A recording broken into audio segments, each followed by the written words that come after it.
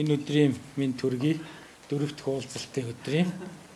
Тэгээд бүх геологчид өнөөдөр ер нь энүүндээ санаа тавихгүй бол биднээсийн хитийн аж амьдрал одоо өнгөрсөн ирээдүй гэж 3 цагийн хэлхээс гэдэг шиг биднээсийн судалгааны дэлхий гэдэг объект маань өөрөө хичнээн тэр бомбилээ та нар мэдж байгаа. Тэгэхээр энэ нэг хүний нас байтугай хичин ч үеийн нас энэ төрөлцөхгүйтэй яг адилхан энэ дэлхий дээр байж байгаа улс орны доктортой ард түмнээ доктортой байлгаж аж амьдрал нь тэгш тэгээд элдв саад бартаагүй ажиллах ажиллаж амьдрах гол үндсэн нөхцөл бол байгалийн судалгаа, дэлхийн судалгаа. Энүүн дээр чинь геологч бид нар энүүнтэй тодорхой хэмжээний бараг л Ламсрын багшийн хэлдгээр бүх салбар мэрэгжлийн уулзуур дээр байдаг улсууд чинь бид нар геологууд. Тэгэхээр энэ талыгаа бид нар энэ тэргүүнд төрүүлж баримаар байгаа бодлогын улсынхаа хэрвээ энийгээ зөв барьчвал бид нар хинч байсан улс л байж байгаа бол геолог ямар нэгэн газар доктортой үргэлжлээд тодорхой хэмжээний мөнгө санхүүжил татварын мөнгөөр хангалттай санхүүжээд судлаачд нь тэр эрдэм шинжилгээний ажилтнууд тэр цаашаа эрдэс баялгаа хийдгэнч тэр энэ бүгд доктортой нэг хിവэрээ явж явах ийм л нөхцөлийг бид бүрдүүлмээр байна. Тэгэхээр энэ тохиолдолд аль нэгэн яамд харьяалагдах инээтрээ гэхээсээ илүүтэйгээр улс орны хөгжил улсыг хэн удирдах байгаа А буюу засгийн газар л удирдах шүү дээ. Тэгэхээр засгийн газрын тодорхой яг тэр төвшөнд тодорхой засгийн газарт харьяалагддаг тэдний бодлогыг тодорхой хэмжээнд хэрэгжүүлдэг ийм одоо ямар ч статус зэрэг байдгийг эсвэл үндэсний аюулгүй байдал гэдэг талаараач байдаг юм уу?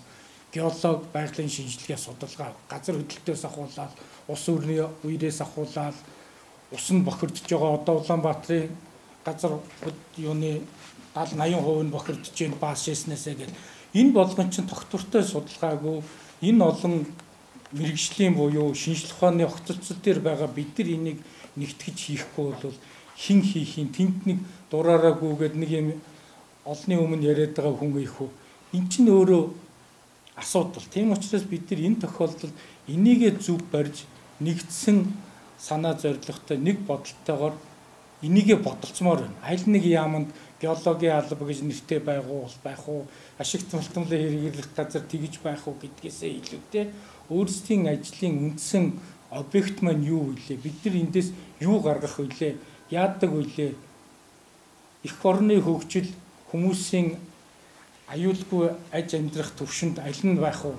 За энэ бохирдсон ийм бохирдолтой газар та нар хүнсний ногоо ургуулад ард түмэн чинь 60 жилийн дараа үхэх хэмжээнд бид нар дуурах уу, дуурахгүй юу гэдэг энэ талаасаа бодолцож геолого тим юм руугаа авчиж нийлүүлчмээр байна гэж би бодож байна.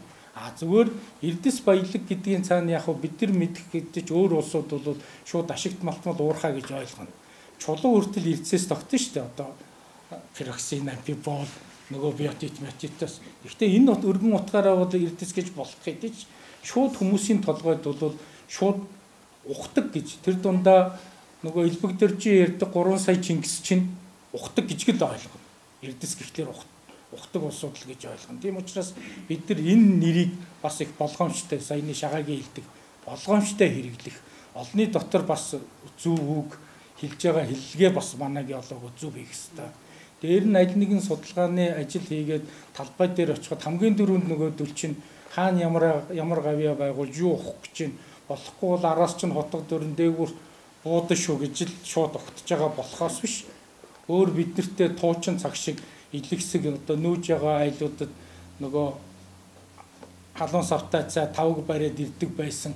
Би бас тэр цагийн бас л тэр талыг мэдэх геологийн нэг энэ цаг үе бол бүрэн өөрчлөгдсөн. Бид нар бол ерөөсөө нүдэнд орсон өргөс шүдэн тогтсон мах шиг геолог гэдэг нэр тэгж үзэгдэж байгаа учраас хамгийн түрүүнд бид нар хаана юутай харьяалагдах вэ? Геолог гэдэг цаана ямар шинжлэх ухааны бөөгнөр юу вүлээ гэдгийг зөв ойлгуул тэр талд энэ тэргуунд одоо жишээ нь геологийн албаа энэ яамд ч харьяалуулахгүйгээр засгийн газрын юм эсвэл үндэсний аюулгүй байдлын юм уу тодорхой юу байдгийг хизээж ямар ч төр одоо засгэмж өөрчлөгдсөн тохиолдолд Монгол улс гэж байгаа л бол геолог байж явах тийм газар л бид нар авчимаад тийм ажиллаа хийчмээр байгаа байхгүй юу. Энэ тохиолдолд ерөөсө бүгд хоорондоо холбогдоод тэгээд яг доктортой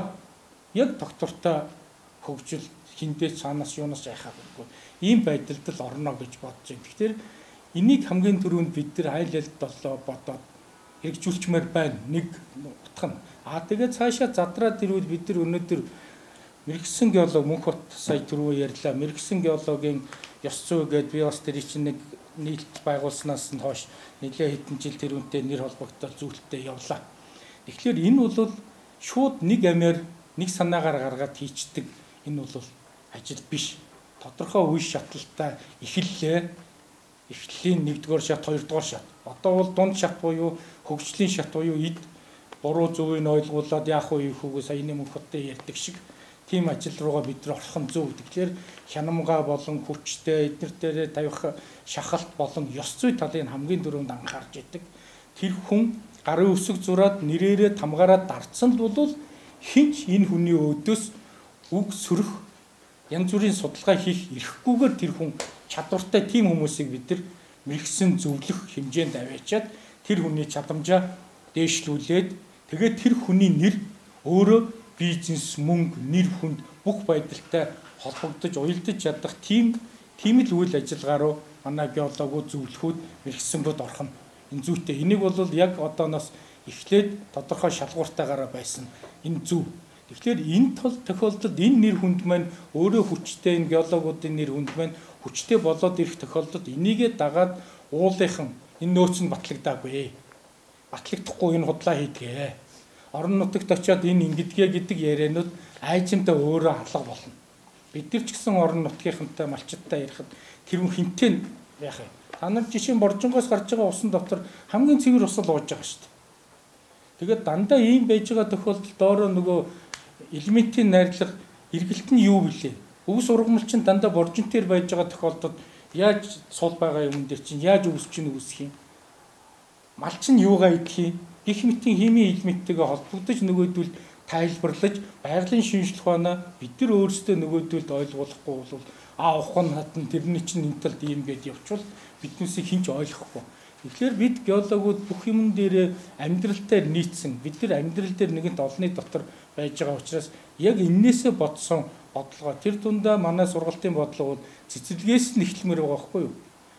Өөрөөр хэлбэл манай нутагт ийм устай, ийм аршаантай, энэ аршаан дээр хүн ингэдэг. Тэгвэл тэр аршаан чинь яаж бий болсон, яаж гарсан их түүхээ найрлагыг хэлж өгөөд ийм хөгжил хөдөлгөөнтэй юм дээр танай нутаг амьдарч байна гээд баг дунд сургууль гээд ингээд хөгжүүлчүүд үндэсний бахархалтай байглаа мэддэг. Нөгөөхөөс чинь өөр юм байна гээд тэр хүүхдүүдийнхээ үгээр эцэг өхөн хүртэл нөгөө оюуны одоо ядимтай нэмэлт боловсрол болоо байгалийн шинжилгээ ухааны мэдээлэл авчдаг. Ийм хэлбэрээр бид нар боловсролдооч бүх юмаа хөгжүүлж нийцэж чадвал геолог маань аль нэгэн юмд түлхээд салхинд хийсэхгүй хазаахгүй ямар түлхээд ч унахгүй ийм л болох байх. Тэгээд өнөөдөр энэ сэтгэлээрээ энэ бүгдийг өөрөө бие дааж энэ өглөөний уулзалтыг зохион байгуулад өмөрөл ажиллагаагаа ингээд өргөн хүрээнд сэтгэл өндөртөөр ингээд зохион байгуулж байгаа.